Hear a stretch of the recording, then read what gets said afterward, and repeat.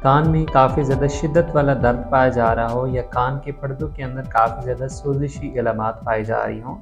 ये अक्सर औक़ात नज़ला ज़ुकाम की कैफ़ियत में अगर कानों में से काफ़ी ज़्यादा शां-शां की आवाज़ें या इस किस्म की कैफ़ियत आपको काफ़ी ज़्यादा फ़ेस करनी पड़ती हों, तो इस कंडीशन के लिए डॉक्टर रेक्यूज कंपनी की मूलियन ईयर ड्रॉप्स जो कि काफ़ी ज़्यादा इम्पोर्टेंट रोल प्ले करती है। इस वीडियो में हम इस होम्योपैथिक मेडिसिन के रिलेटेड डिटेल के साथ डिस्कस करेंगे कि ये आया इन कंडीशंस के हवाले से कैसे इस्तेमाल कराई जा सकती है और फर्स्ट ऑफ ऑल कि ये सिम्टम्स किन पेशेंट्स के अंदर या फिर क्यों डेवलप हो रही होती हैं, ये तमाम तर पॉइंट्स हम डिटेल के साथ डिस्कस करेंगे। अस्सलाम वालेकुम, मैं डॉक्टर मुजीबुल हसन और आप लोगों को वेलकम करता हूँ आज की इस वीडियो के अंदर। उम्मीद करता हूँ कि आप सब खैर वफ़ियत के साथ हंसते मुस्कुराते अपनी ज़िंदगी को एंजॉय कर रहे होंगे। अपने ट्रीटमेंट के हवाले से अगर आप मेरे साथ रब्ता करना चाहते हैं तो कुछ फ़ीस पे करने के बाद आप व्हाट्सएप के ऊपर इस दिए गए नंबर पर मेरे साथ रब्ता कर सकते हैं। मूलियन ईयर ड्रॉप्स जो कि डॉक्टर रैकवेज होम्योपैथिक फार्मास्यूटिकल कंपनी की जानिब से बनाई जाती है।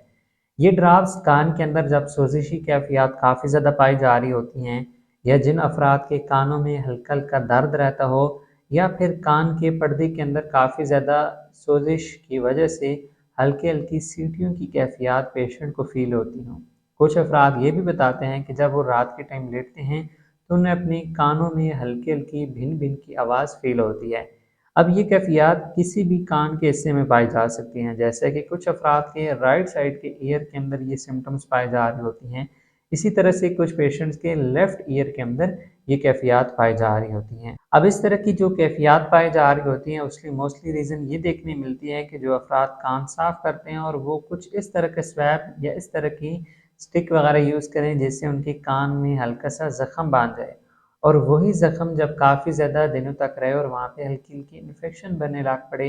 या ऐसे केसेस में अक्सर औक़ात पेशेंट्स को समटाइम पस भी आने लग पड़ती हैं। तो इन कंडीशंस की वजह से पेशेंट के जो कान के पर्दे होते हैं उनके अंदर हल्की-हल्की सोजिश आने लग पड़ती है।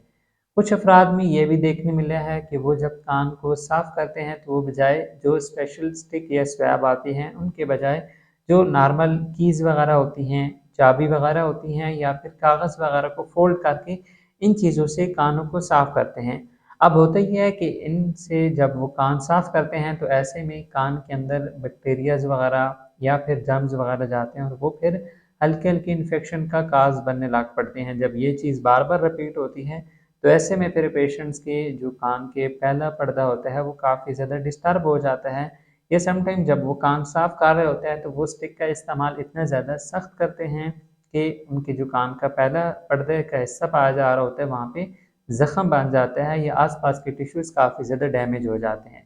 तो मोस्टली ये कॉमन काज़ेज़ पाई जा रही होती हैं। इन सिम्पटम्स के अलावा जब आपको अक्सर औक़ात नज़ला ज़ुकाम वगैरह लगा हुआ होता है तो ऐसे में भी आपको अपने कानों के अंदर हल्की-हल्की सोजिश की कैफियत फ़ील होती हैं या फिर ऐसे फ़ील होता है जैसे कि कान बंद हुए हुए हैं या फिर समात वक़्ती तौर पे काफ़ी ज़्यादा मुतासिर हुई हुई है।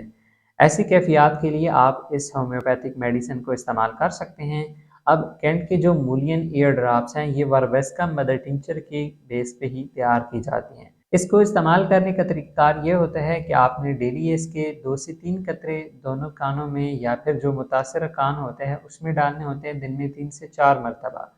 सीवियर कंडीशन के अंदर इस मेडिसिन को आप 3 से 4 घंटे के वक़्फ़े से रिपीट भी कर सकते हैं। मज़ीद मेरा मशवरा आपको यही होगा कि मेडिसिन को यूज़ करने से पहले आप अपने एरिया के होम्योपैथिक डॉक्टर के साथ लाज़मन मशवरा कर लीजिएगा। कोई भी क्वेश्चन हुआ इस होम्योपैथिक मेडिसिन के रिलेटेड तो आप कमेंट्स के अंदर पूछ सकते हैं। उम्मीद है आज की वीडियो आप लोगों को पसंद आई होगी। मिलते हैं फिर नेक्स्ट वीडियो में, तब तक के लिए फ़ी अमान अल्लाह।